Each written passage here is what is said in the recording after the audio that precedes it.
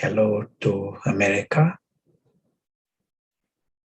Today we are going to discuss the subject of the prince who thinks he's a beggar. Normally, prince cannot be made to believe that he is a beggar. But such is the spiritual paradox. Just as the caterpillar becomes the butterfly, the same creature goes into such a huge transformation. In the same way, at a spiritual level, we go through this huge shift in our consciousness. At one time a prince, another time the same one experiences the mindset of a beggar. Imagine a prince in a certain country was to visit another place and in time was to forget he's a prince. He's drawn into the situations, friends. And if he forgets he's a prince, then he's nobody. He's to rely upon everyone else to help him remain sustained. And then in time, he may have to ask for things. So he literally ends up becoming a beggar. And someone goes to him and tells, "You are a prince." He says, "I'm a prince." "Thank you. But have you got a coin?" So which means it is not a superficial problem. It is a deeper problem. He has got into the deep mindset of a beggar and has completely forgotten the life of a prince. He wakes up as a beggar. He goes through life as a beggar. He suffers as a beggar. And his happiness also is as a beggar. When he gets many coins, he is happy. He sees everyone else the way a beggar would see. So is he a prince or a beggar? At a practical level, what is going on? So there is this paradox. That is what is going on. In this spiritual knowledge says everyone at present is through this shift. They all are princes, but they all are begging. Begging for what? Maybe begging for love, begging for respect, begging for position, begging for power. Some are begging for votes, begging for company. Some are begging for life, some are begging for death. But mind is experiencing this beggar programming. But the absurdity of the whole thing is, right now, he's the prince. He has got the whole kingdom, which means he has got precisely the things that he's begging. He already got them in a abundance form. But he's blocked. He cannot see what is going on. What also happens here, this beggar mind, it actually blocks the prince. You might like to help him, discover the prince, but it is not a straightforward matter. This beggar blocks the prince. To give you a small example, say there is a beggar and you give him $200. His immediate reaction would be to hide those $200 because he has learned that if he shows to others that he already got $200, he will not be successful as a beggar. He has learned that to be successful as a beggar, he has to prove to others that he's empty and he is a misery and he's hungry. He learned creative ways to convince others. He makes faces, the right kind of faces.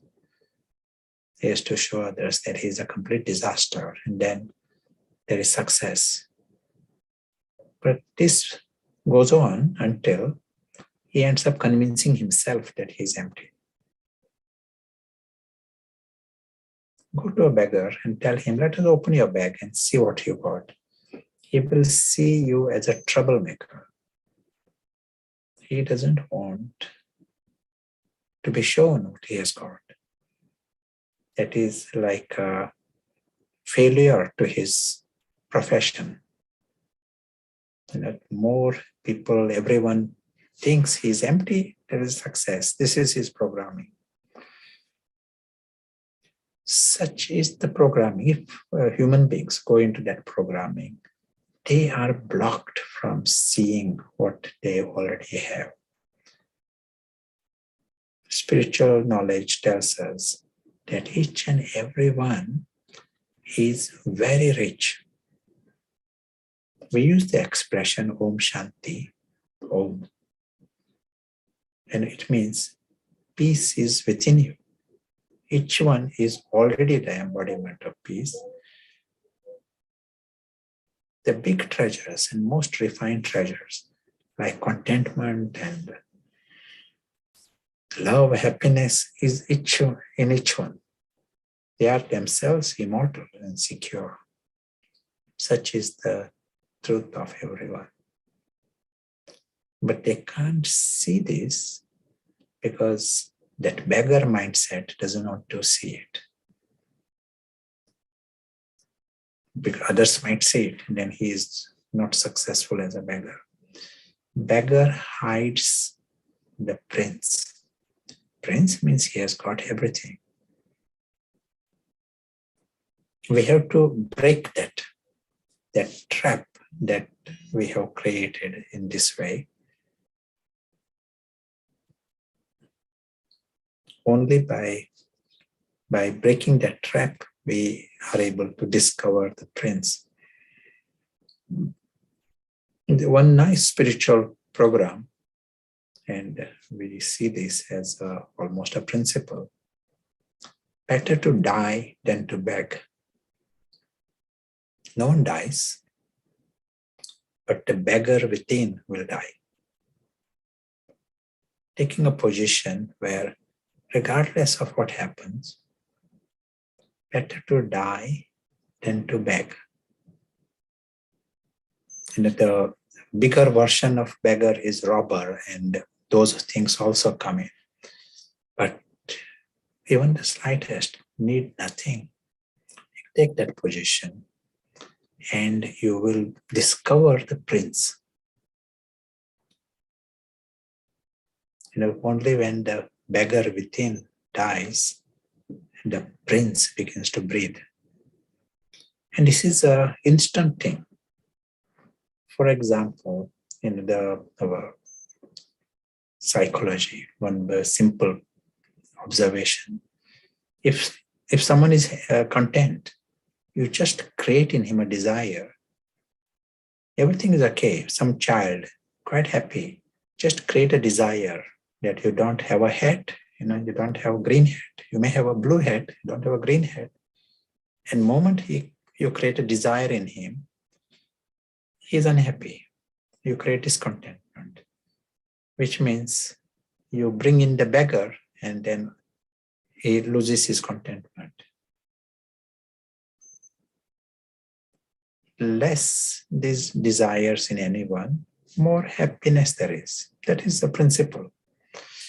Someone may have lots of gold and many cakes around him.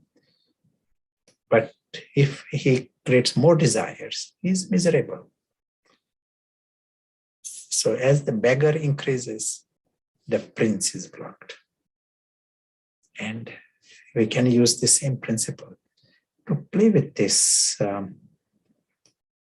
It doesn't need too much planning or preparation.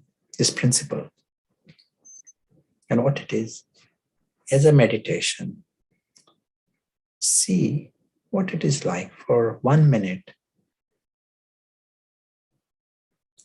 You need nothing from this world. Just play with it, with this attitude.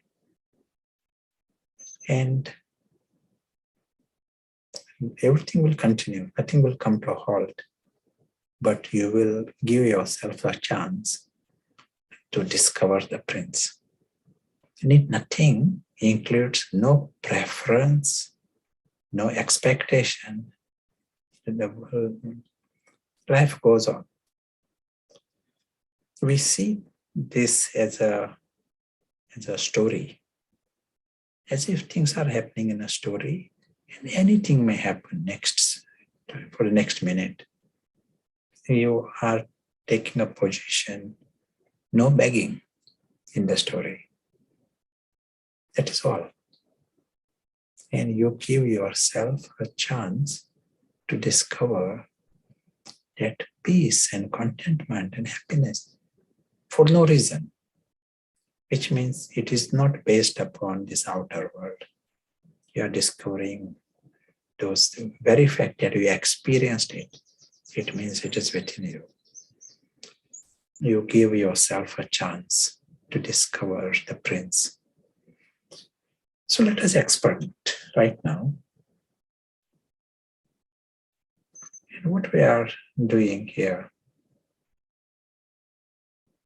this invisible player, that is the invisible soul, he is in his expanse of light.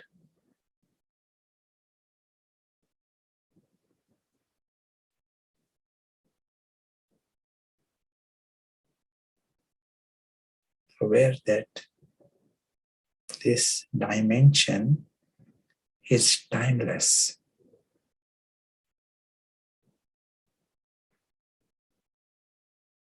Tiny star, living star in this expanse of light.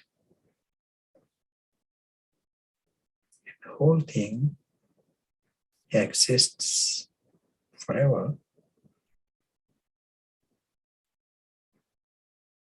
He doesn't need to know anything else.